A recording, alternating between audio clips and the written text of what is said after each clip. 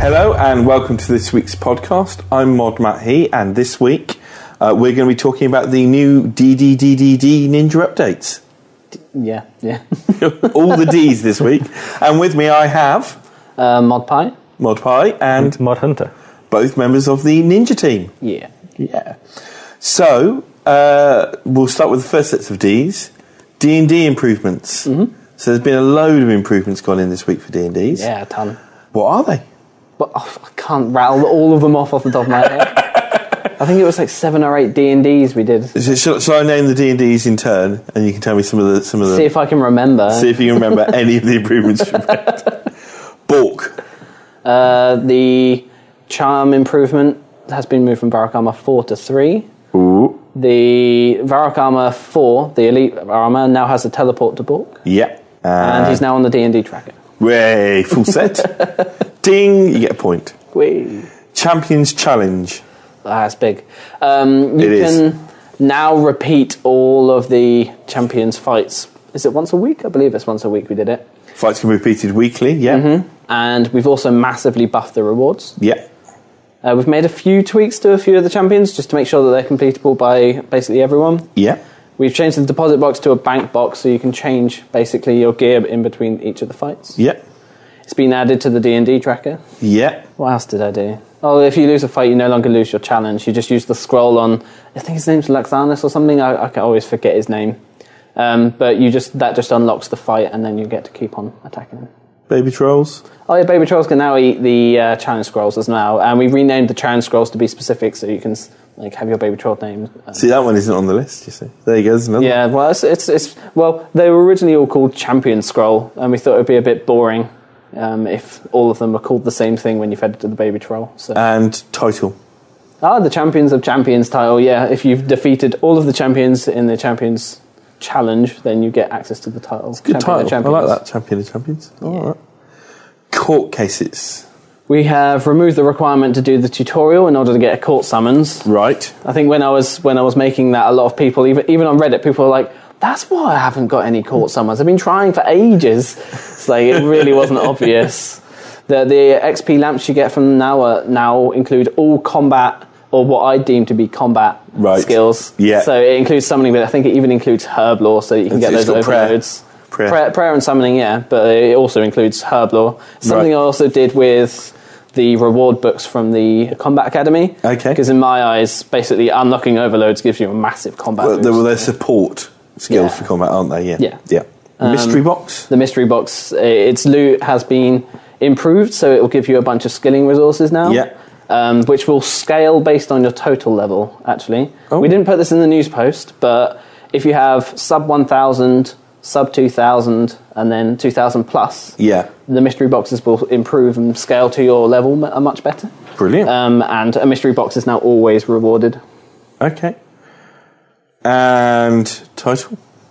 Yes, the detective, for those that have completed all of the court cases. Another classy title. So, Evil Tree. Oh, that was a lot of things as well. So, we worked out especially for the higher trees, compared against vines, the rate of XP you got was actually worse than just staying at your training location. Yeah. So, for I believe it's the top 3 trees, we've buffed the per chop XP. Right. Okay. We've also done some things to allow you to chop down the tree more often as well. So this one's a bit complicated. I don't think the news post really explained it properly. Okay. It even confused QA for a bit. When you've got 4 of the roots up, the first root gets chopped down quicker and takes longer to come up.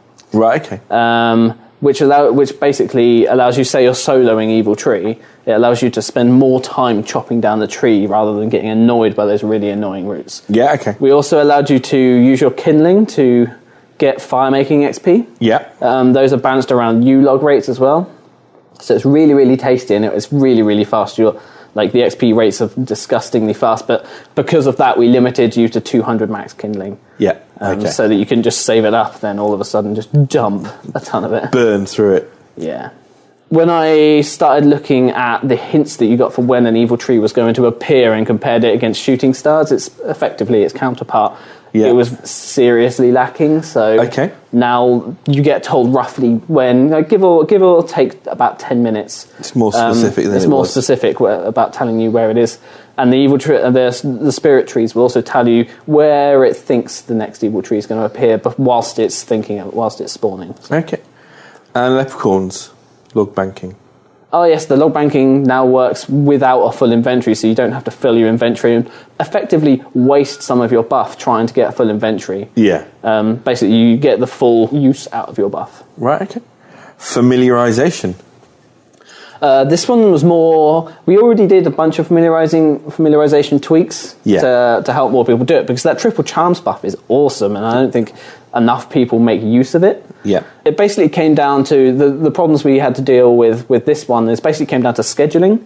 People found it hard to schedule time for familiarization. Yeah. So what we did was we made it... It happens once every 2 hours, give or take 10 minutes, so it's still a little bit random, but... It used to roll a random slot in that 2 hour window. Yeah. Now it happens at the beginning of that 2 hour window. So it allows you to schedule the start of I'm going to do familiarization here, like I can go off and do something. Yeah.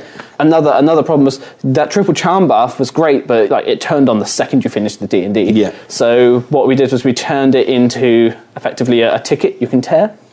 And that ticket allows you to choose when you want to start the triple charm buff. Yeah. So you get to schedule the things separately, so it's not such a time investment for you. And you can only carry one at a time, so you can't stack them, yeah? If you've got a ticket anywhere on you, in your bank, in your beast of burden, wherever, then they just won't let you into the D&D again. Okay. Fish flingers.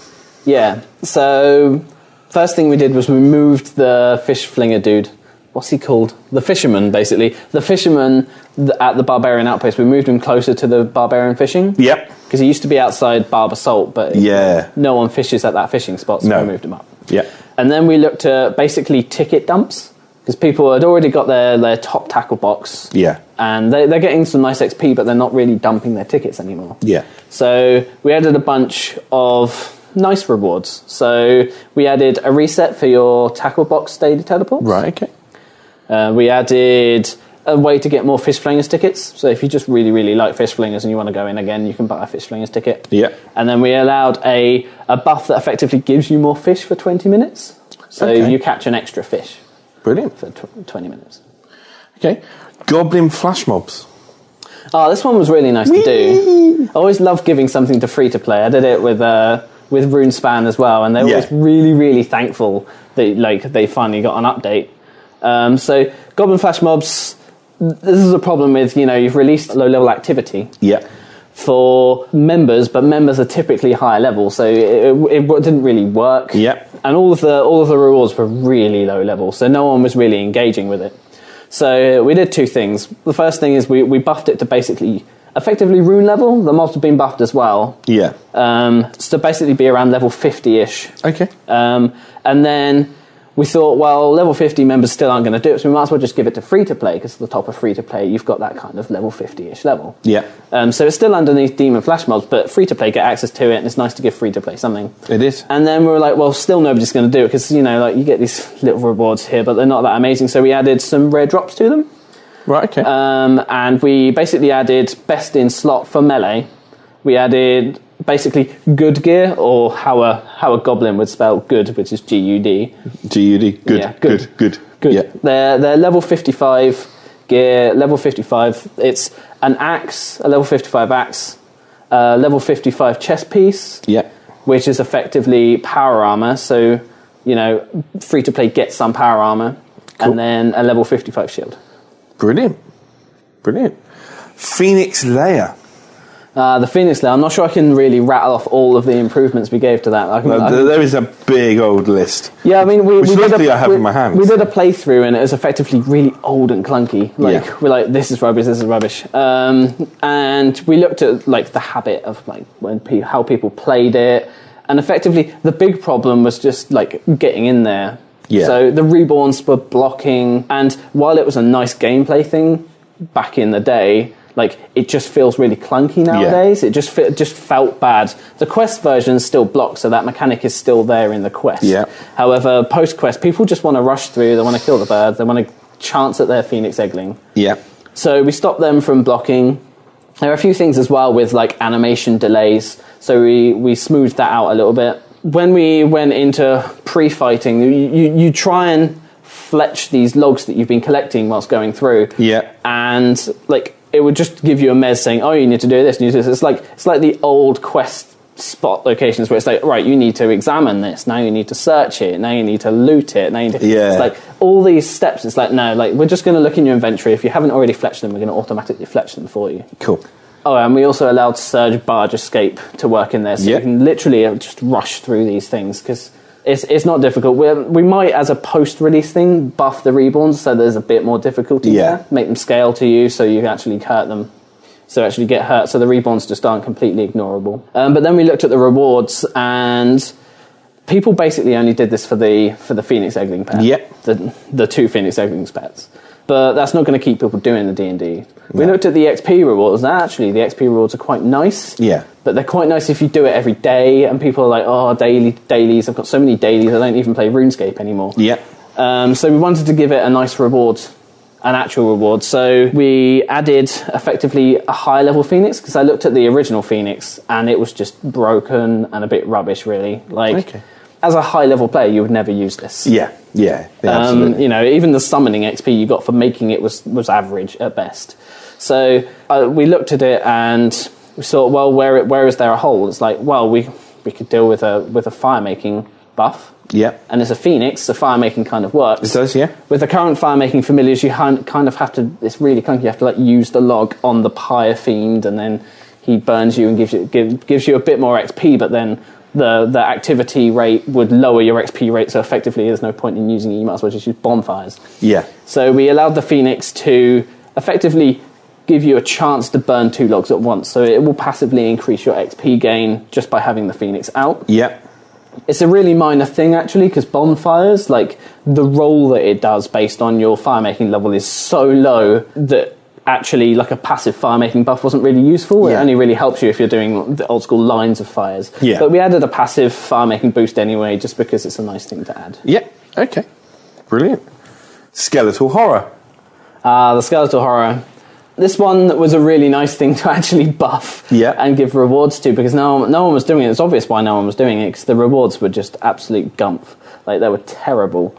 And you had to do the bone wish list before this as well, so you even had to do like a long mini quest beforehand. Yeah. And this was before I knew Aquarium were doing this, but effectively we're like, how can we get people to do it? Well, we'll just give them a free elite once a week. Right. Okay. I found out like the week before Dnd Improvements was going into release candidate QA that the Aquarium's doing it as well. I was like, oh no, but people seem to appreciate 2 elites a week. Yeah. We also buffed the XP that it gives, because the XP was so low it was just basically ignorable. Yeah. So we scaled that based on your levels effectively. Okay. And I hear there's a new title overall as well now. Yes, we wanted something to push people towards towards D&Ds. Yeah. Effectively, like, we've done all of this work, but a lot of people just don't bother re-evaluating all of the work. You know, they'll take the news post at face value and they won't give it a go. So we wanted something to push players towards actually just redoing all of the D&Ds and re-evaluate the ones that actually have low activity, but we're like, wait a sec, these things actually really do reward things nicely. Like, you guys should check this out. So it's effectively giving more visibility to D&Ds. But we added the Distracted title, which is deliberately made to be really distracting. Like, we did it with Gamebreaker. Like, the title kind of synergized with what it actually stood for. Yes. And I wanted to add more of that. I did tease a rainbow version of the Distracted, but for technical reasons we couldn't really do it, and like, there was massive hype on Twitter, and I thought, well, the work that you put in for getting the Distracted it doesn't really match the hype that the rainbow title's giving. You're right. So we decided not to do rainbow this time. However, we haven't ditched rainbow. Okay. It's just, it needs better circumstances. Okay. But yeah. So now you've spoken a lot, so now it's more Hunter's turn. Yeah, I think it should be. Yeah, I don't think I'll speak quite nearly as much. I do tend to waffle, sorry. So, Death Rework. It's out now. Yeah, it's been a long time coming. It started design towards the end of last year in a sort of, it was my side project along the lines. And then at the start of this year, we had the issues with increased DDoS attacks and all of that. So it became top priority to just get it done and get it out to players as soon as possible in order to mitigate that. And it's been on the beta servers for between a month and 2 months somewhere, gathering feedback through all that time and acting on what we could. Being tweaked accordingly. Okay, so how does it work now then? Yeah, so now when you die, you will spawn in Death's office as long as you're losing items. You can choose to leave his office without buying any items back from him, and your gravestone will spawn as normal. Right. Its timer has been reduced, generally just to be more balanced and more difficult to get back to now that it doesn't lose your items when it disappears. Okay. If you choose not to go after your gravestone, Death will be holding your items permanently, so you can log out, come back a few days later, and you can still get your items back. Right, okay. He will charge a portion of the item's value for you to get each item back, and you get all items back at once. Okay. How does it affect degrading? If you reclaim items from your gravestone, they will still degrade on Death. Yeah. If you get degrading items from Death, then there will be no degrading, as you've already paid the cost in retrieving them directly from him. Okay. I say when you choose not to reclaim from Death, immediately your gravestone spawns when you leave the office, so you can still do the old-fashioned way. Yeah, so as soon as you leave the office, that's when your grave is effectively added. In the meantime, other people can see your grave and that you've died there, but they can't help you until you actually leave the office. So they can still bless your grave, but not until you've left. Right. And existing mechanics for items kept on Earth still apply, yeah? Yeah, everything like item protections, portents, signs, and everything that's been added over the years to help you with Death all works the same. And everything in the wilderness is as normal, nothing's changed there. Same applies for safe mini-games and safe areas where you don't actually die properly. Right, okay. Amongst the smaller tweaks, there were also graves are now allowed in the Court Beast lair? Yeah, that was one of the pieces of feedback that we got when we initially posted the design document, that people just wanted it. And whilst it made sense at the time as a higher risk sort of return on that boss, these sorts of days, it's not really a risk that we want to have in forcing you to lose all of your items if you die. Yeah. Okay. So that's a really good overview of the changes. So now we've got a load of questions for both of you from various players from the forums. So just pick up the questions as you go as to which one's going to answer. Why has the Lesser Demon Champion still not been updated to use the newer demon graphics? Like, players are going to find this disappointing, but it's just like a fact that you have to deal with when you're making games, is you don't always have access to the people that you wish you had access to. Yeah. And currently the Ninja modeler is working on raids. Right. So we didn't really have access to him to basically just update the champion. Yeah. We'll stick it on the Ninja backlog. Right. It is something that needs to be done. So when we eventually do get him back from raids, hopefully we can update the Lesser Demon Champion. Okay. Any chance we will eventually get some new champions now? This is a repeatedly asked question. Lots of people going, oh, can we have some new champions? It's not currently on our list of things to do, just because getting champion scrolls is quite a dedicated thing. It doesn't really open up to lots of players. So when you're thinking about, oh, I need to release this, you think about how many players it will touch, and like, could we spend the time better doing another update that people would more people would enjoy? Yeah. So, however, what I would say is, if you really, really, really want it, I think this month's Rune Labs criteria is for high-level mobs. Yeah. And what we could do, so if you really, really want it, I'd suggest it on Rune Labs and give it a lot of support. Yeah. Get it in there. And then we can get it done. Why can you still buy back your items if choosing to attempt to go to your gravestone? Why do gravestones still have a function at all? Yeah, so you can choose to buy your items back immediately, so you don't have to either run to your gravestone or wait for the timer to go out. Yeah. You effectively have the choice in which system you want to use. For gravestones still existing, we've had quite mixed feedback on this. When we first put up the design documents, we planned to remove gravestones entirely, and the player feedback was overwhelmingly in support of keeping gravestones and allowing that functionality to stay. Okay. So we amended the design to account for that. Within the beta, the feedback was a bit more mixed. More people wanted to get rid of the gravestones. Yeah. Some still wanted to keep them, but it was a lot more mixed. Okay, so it's something we'll watch over time. Yeah, it's something that we'll keep an eye on, but it was reacting to player feedback in allowing both systems to interact together at the same time. Okay. Will we get tier 75 bolts to go with the upgrade crossbows?